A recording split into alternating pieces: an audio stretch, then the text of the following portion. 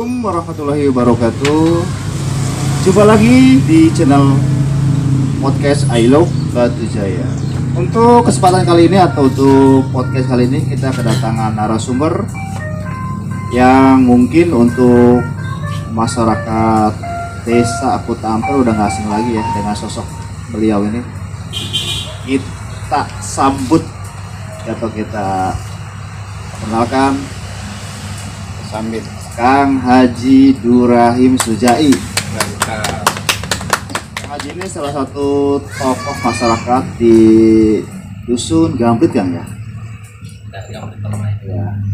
Gamprit Permai di desa Kuta Ampel. Sekarang kita mau podcast komplit nih. Hostnya ada 3 yang mungkin udah nggak asing lagi buat sahabat Ayu Jaya, Kang Afan, salah satu tokoh pemuda juga di Desa Karemulya, dan yang di sebelah paling ujung kiri Kang Nata Renaldi, tokoh pemuda juga ya.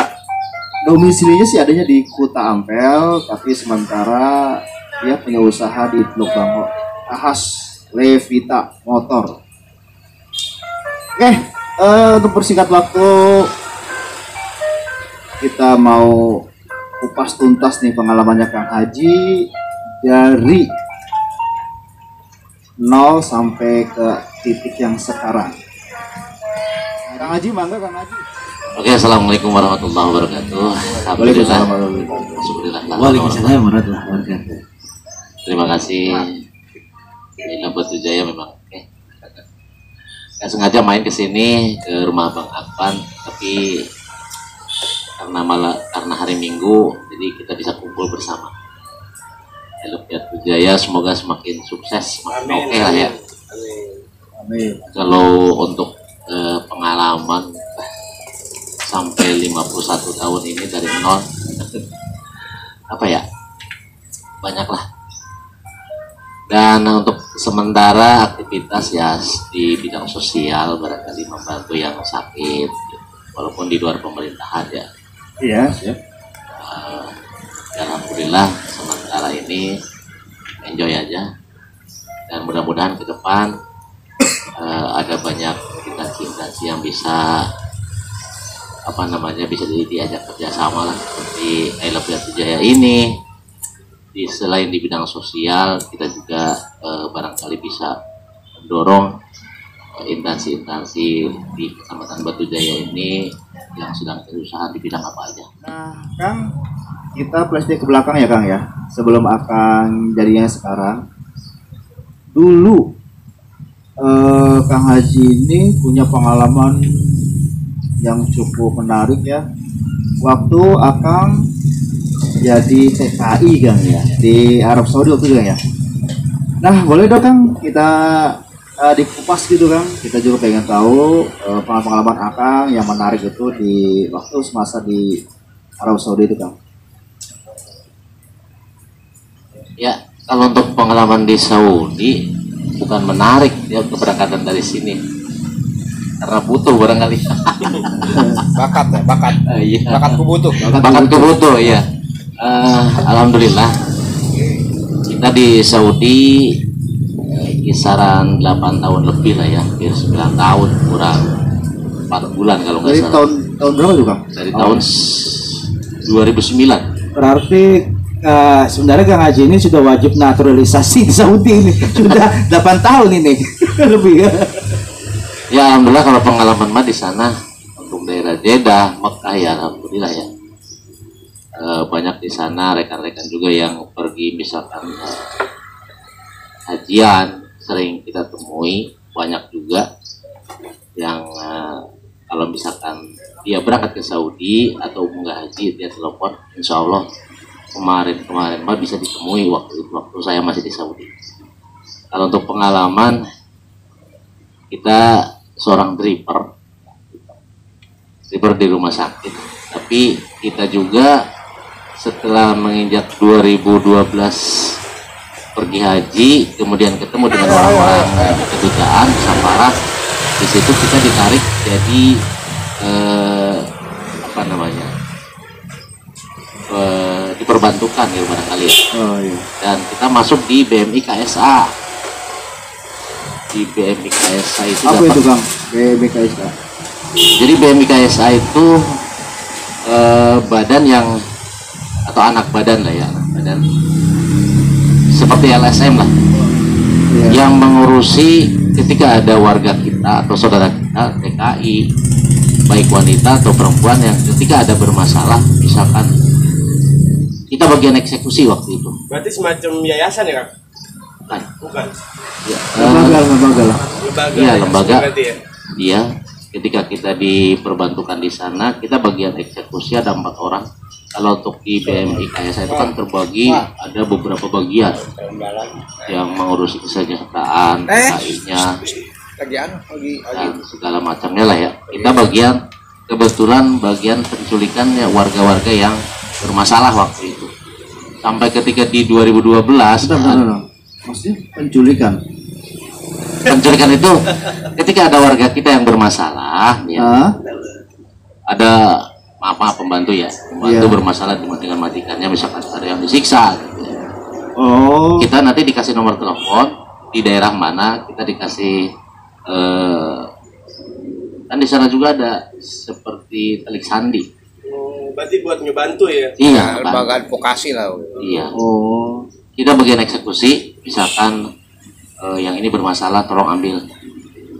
Dan ketika yang bermasalah-masalah tersebut kita setorkan ke kedutaan, gitu. Di sana itu ditata lagi, disekolahkan lagi, seperti apa sih TKI yang baik itu, gitu, seperti itu. Dan ketika ada permasalahan, misalkan ada kekerasan, kan ada juga.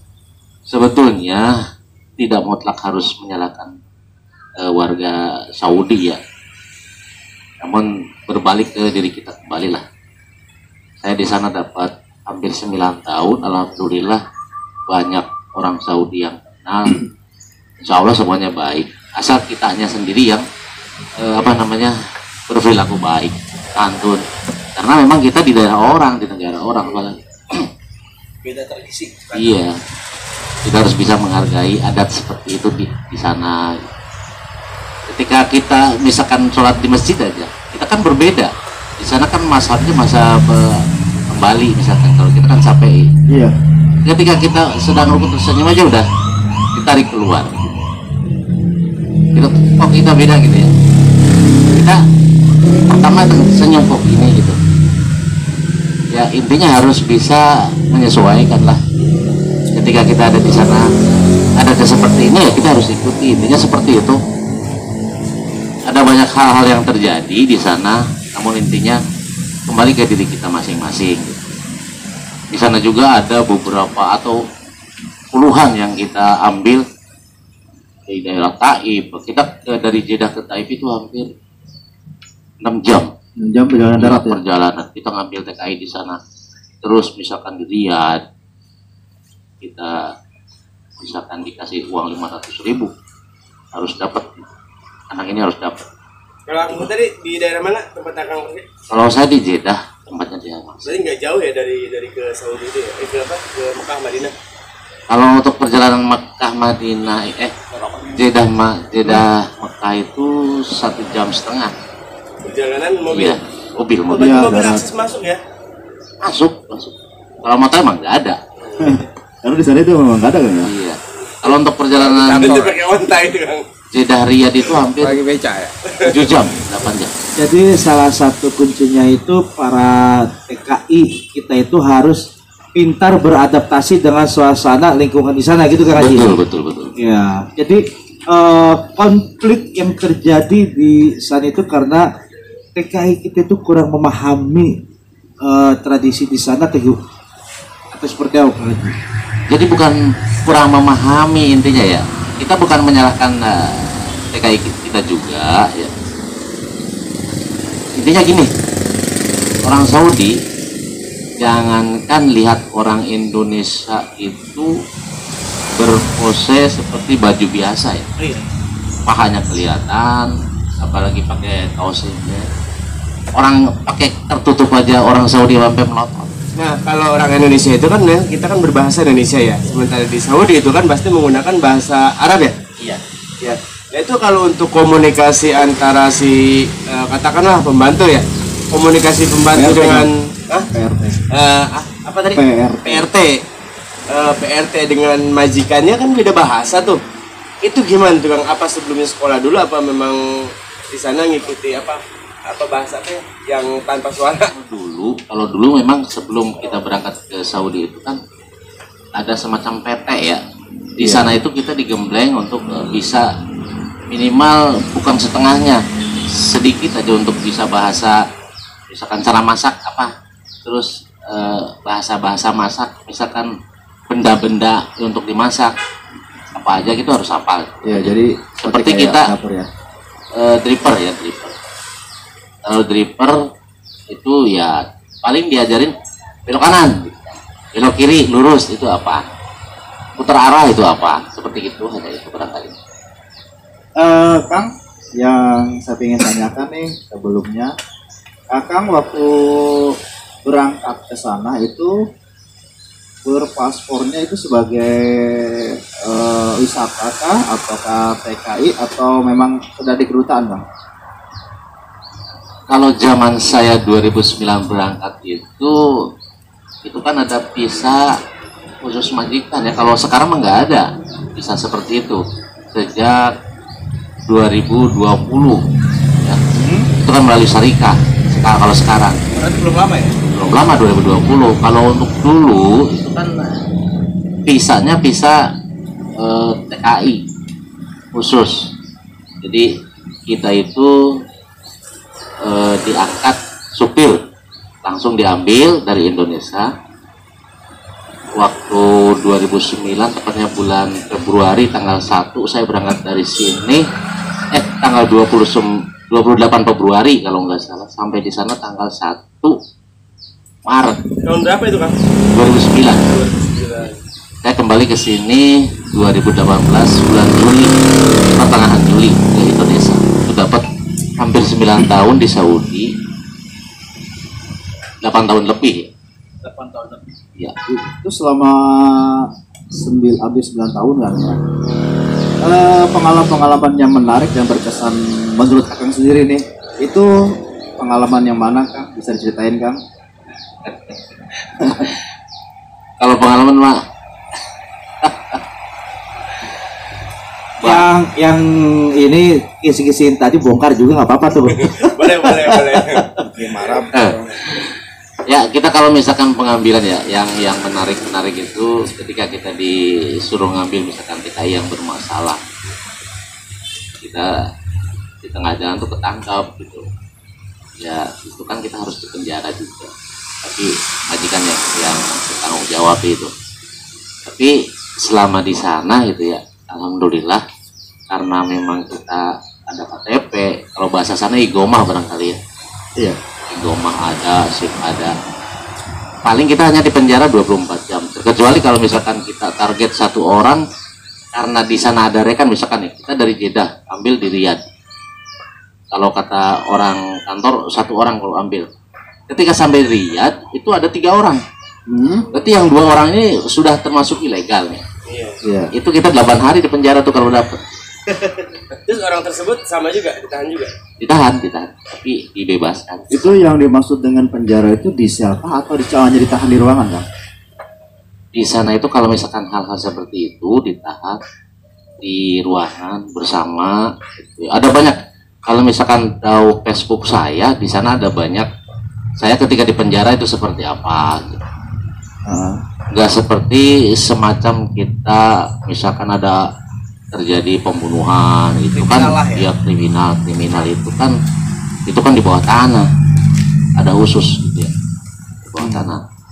Misalkan yang bermasalah besar lah, kalau semacam itu kan kita masih dilindungi, nggak ada hal-hal yang menjurus misalkan yang sangat fatal gitu. Kalau hal-hal semacam itu masih dilindungi, jadi tidak sampai masuk ruangan yang bawah tanah. Jadi intinya kalau kayak di sini tuh TV ring ya, tindak pidana ringan ya. Iya, bukan kali seperti itu. Tapi tidak diapa-apain, hanya cukup kita tinggal di ruangan, wifi ada, makan 3 kali sehari, enak. Nah, kalau itu mah Kang Nata juga mau kali ya? Iya kan? Iya, iya. Kayaknya itu cuma ditanya-tanya aja kali, Kang. Iya. Cuma Apalagi diinterogasi lah. di ini sekalian dikasih uang saku kan ya? Apalagi. Kalau bisa, kalau mungkin di sini ya kita mungkin kalau misalkan penjara di sini kan kita suka, saya dengar-dengar itu kan suka bawa rumput, kayak apa, saya kurang tahu lah. Tapi kalau di sana selama beberapa kali di penjara, baik misalkan kita bawa mobil nih ya, harusnya kecepatan 100, misalkan Jeddah Mekah 100, kita itu zigzag 140, gitu. Itu kan kena juga kamera. Di sana tuh nggak ada polisi yang ngejar. Ada kamera pemantau Iya. juga ya. Di sana tuh nggak dikejar sama polisi. Di CCTV ya. Iya, di sana tuh ada CCTV. Jadi tahu-tahu kita maghrib dijemput, assalamualaikum. Kalau Iyalah. kalau sekarang ini udah ada ini apa sistem foto gitu ya otomatis. Nah, jadi, iya. jadi tinggal surat yang datang Sistem ke rumah ini. elektronik. Nih, maaf Kang Haji ya. Tadi Kang Haji bicara beberapa kali. Nah, aku udah berapa kali nih? Kalau saya di penjara Oke. di Saudi itu kalau nggak salah hampir 14 kali ya. Kang Haji, kalau bisa konteks penjaranya itu kan kalau untuk di sini ya, di sini penjara itu kan dasar kriminal, gitu Iya. ya, atau yang melanggar hukum. Bisa diperjelas lagi konteks di sini sebagai penjara ini sebagai penahanan lah, tahanan lah ya. Jadi bukan dong kalau penjara kan kesannya seperti apa. Yang bukti kayak tadi kan ditahan, tapi difasilitasi, ada wifi, dikasih makan, kasih ruangan Iya. yang bagus. Berarti kan itu artinya bukannya terpenjara seperti di sini ya, di sel ini bukan ya. Iya. Jadi konteksnya ditahan lah, pembinaan lah karena kita melanggar undang-undang itu. Takutnya ada yang salah persepsi kan, gitu. Namanya penjara itu pasti orang udah ya Kriminal aja ya, orang seperti Jawa, itu orang bisa. Ya, ya bingung ya ngomongnya kalau misalkan kita dibina di sana cuman dikurung selama 24 jam. Kita bisa nyanyi-nyanyi, dilihat di Facebook saya ada nyanyi-nyanyi ketika saya di penjara. Jadi kalau yang misalkan lampu merah atau perjalanan, pernah 2 kali zigzag perjalanan jauh karena diburu-buru, misalkan kita majikan dokter nih ya, kita dokter udah berangkat naik kapal ya. Kalau di sana kan berangkat Riyadh, ya Abdul Rahim, iyalah, Iya. Riyadh misalkan, berangkat ke Riyadh. Kita nggak sama majikan sebetulnya, majikan itu berangkat pakai kapal. Jadi nanti nunggu di hotel. Kalau kita di rumah itu bawa mobil. Setelah sampai Riyadh baru itu misalkan pengen ke sini, seperti itu. Kalau beberapa kali saya berangkat sih seperti ke Jeddah, ke Riyadh, ke Taif, ke mana? Ke daerah-daerah yang di Saudi yang jauh gitu. Ah. Itu jadi ikutin dia lewat darat supaya nanti membantu dia atau bisa mengantar dia kalau setelah di sana gitu ya. Iya, di sana kan misalkan majikan Ah. kita 1 minggu nih ya. Ah, Kita mah nggak berangkat sama majikan, dia makan pakai pesawat untuk sampai Riyadh. Kita standby nih. iya, jadi dia mah taunya kita mah udah seharusnya bersama aja ya gitu ya. Iya. Nah, Kang, selama Kang di sana selama 9 tahun itu pernah nggak sih Kang mengalami atau menemukan kasus yang berat dari para TKI kita Kang? Ya, pernah ada 2 kali. Ketika 2012 masih zaman Pak SBY ya, Pak SBY ya. kita ditarget harus mencapai siapa saja misalkan di Jeddah berapapun tampung, sampai waktu itu ada videonya di kolong jembatan hampir 1.200 itu dengan LSM, berbagai macam LSM, dan dibantu dengan para pekerja supir juga yang merasa simpati gitu ya, barang-barang membawa yang ingin pulang ke Indo. Itu sampai 2012 itu kan diangkut pakai pesawat air ya, melalui air. Itu hampir 1.000. Iya, pernah juga saya 2016 ada juga ketika Pak Jokowi ya ada masalah itu, ketika harus dari Saudi sana ada peraturan baru bahwa yang ilegal itu harus semuanya ingkah dari Saudi, karena memang merugikan sebetulnya. Itu kan pajak nggak masuk kalau TKI ilegal itu. Sedangkan Ya maaf di Saudi itu bukan ratusan tapi ribuan warga kita yang ilegal. Nah, tadi Abang bicara tentang ilegal ya. Emang kalau banyak kan tadi banyak juga sebagian yang para TKW yang ilegal. Emang dari sininya seperti apa sih kan? Kok bisa ada yang ilegal begitu? Apa dia melalui yayasan ya? Nah, itu melalui yayasan itu berarti yayasan kan yang bertanggung jawab. Berarti itu yayasan ada yang resmi, ada yang ilegal berarti gitu. Seperti apa tuh? Coba dijelaskan. Soalnya kan tadi kan berbicaranya tentang antara ilegal dan legal berarti kan. Nah, di situ kan yang kita pengen tahu tuh yayasannya seperti apa gitu. Kok bisa begitu? Ya, kalau misalkan sampai di sana kita menjadi kamburan atau ilegal, bukan kemauan kita sih sebetulnya ya. Karena ada tekangan, ada hal-hal yang kadang-kadang mendapatkan kekerasan sehingga di sana tuh saudara kita itu tidak terasa di rumah, tidak betah di rumah. Seolah-olah kadang-kadang kan ada hal juga maaf, misalkan majikan perempuannya cemburu, ada juga hal seperti itu. Sehingga saudara-saudara kita yang pembantu itu keluar dari luar dan kadang-kadang tidak jarang karena hal-hal seperti itu ada kekerasan. Kalau untuk upah upah pembantu ini kita bicara dulu ya. Itu berapa sih Kang per bulannya kalau dihitung dolar ya?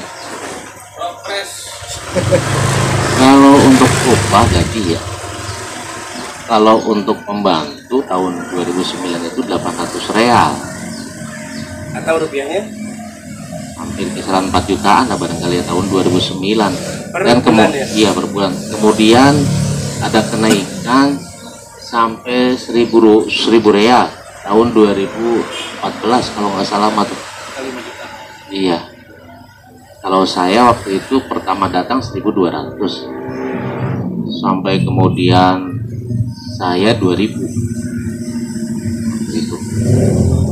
Jadi tergantung kita juga, di sana juga majikan tidak melulu mengandalkan gaji gitu ya.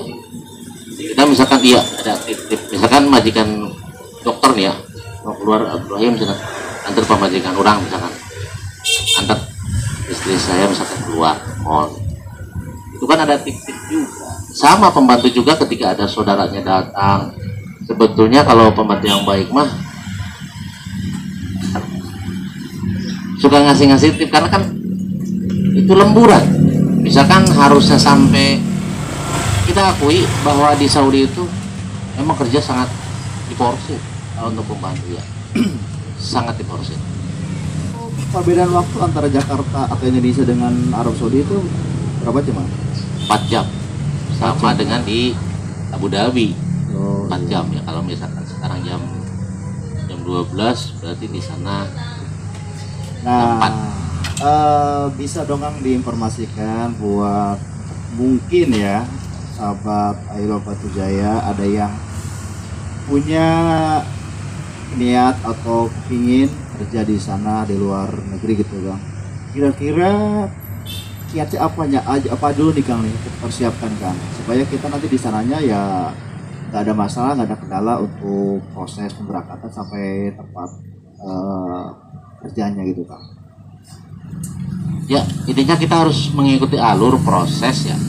Kalau sekarang kan sistemnya sistem syariah, apalagi yang misalkan Saudi itu sangat mudah, kita hanya daftar kemudian terima uang TIF Iya.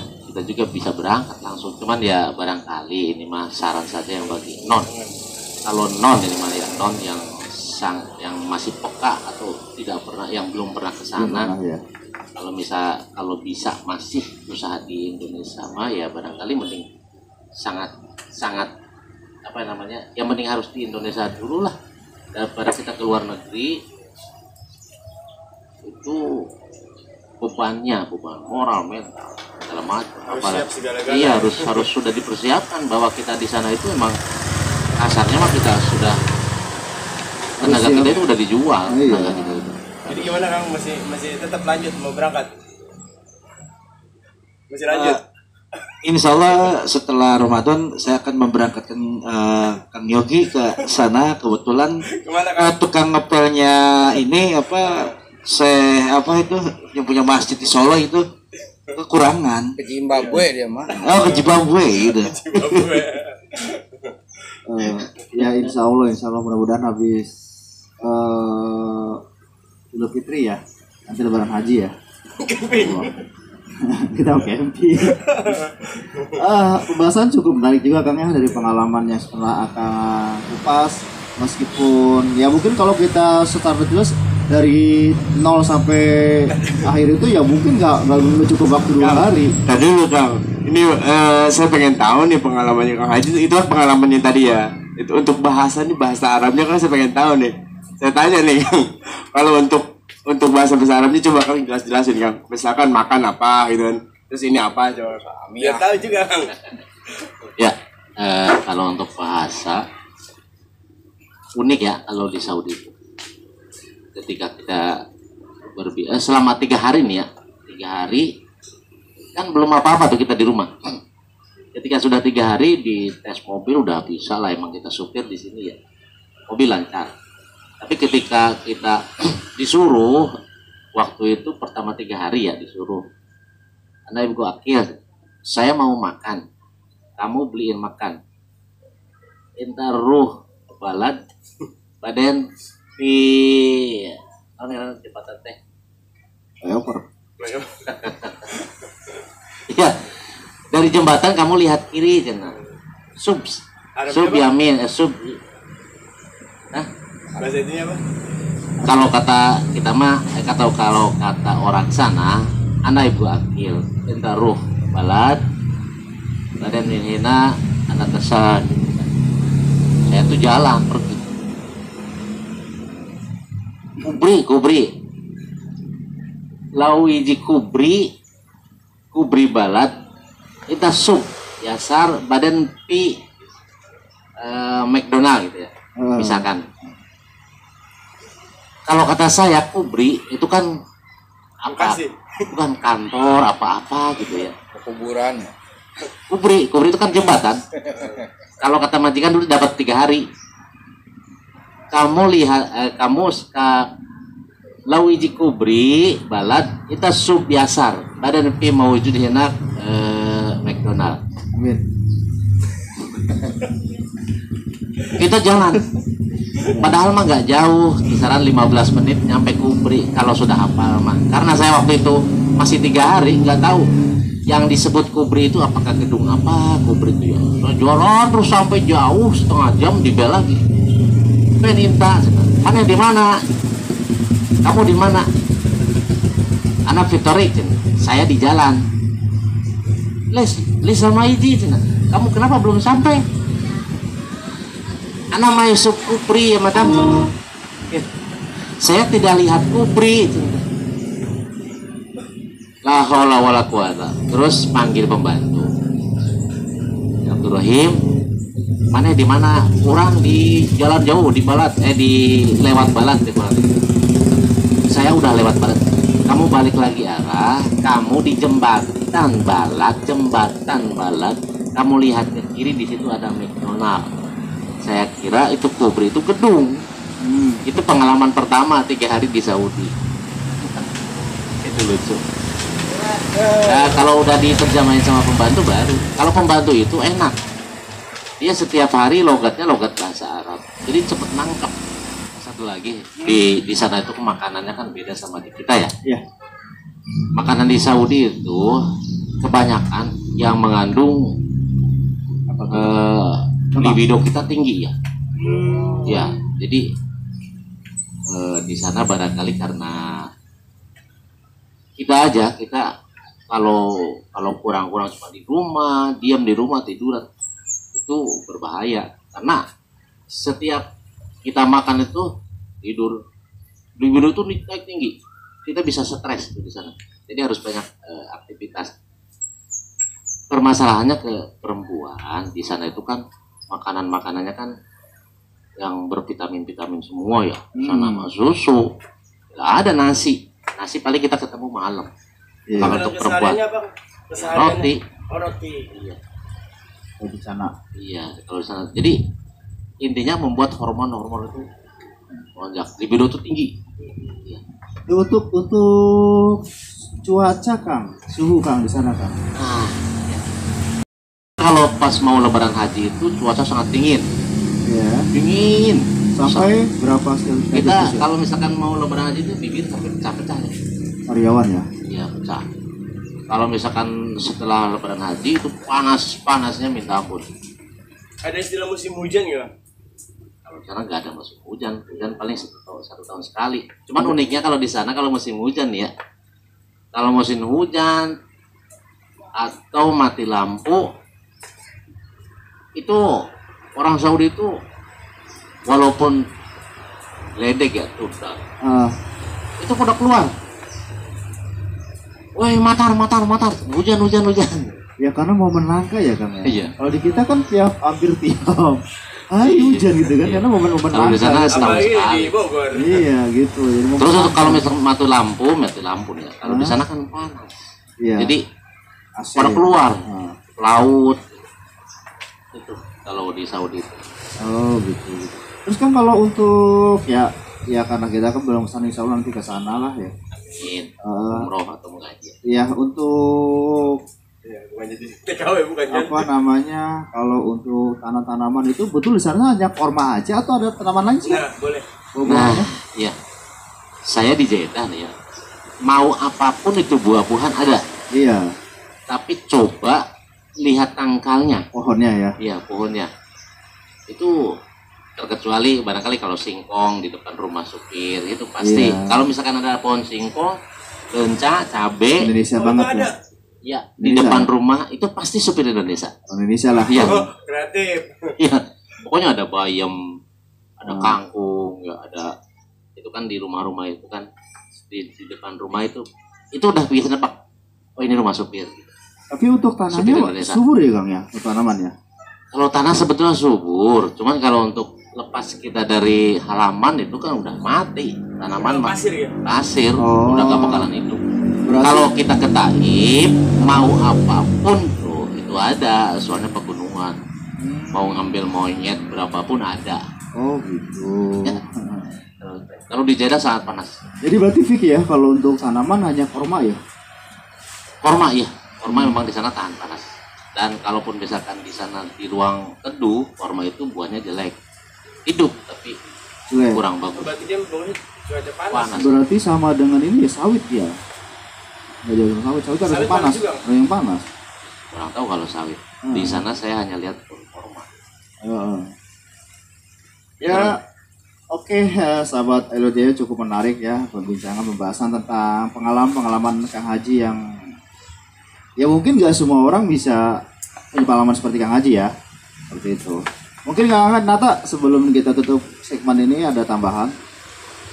Ya, sangat menarik sih Kang. Memang kalau sebenarnya kita lanjut ngobrol sebenarnya gue bisa wah banyak banget gitu. Iya. Jadi saya rasa cukup lah.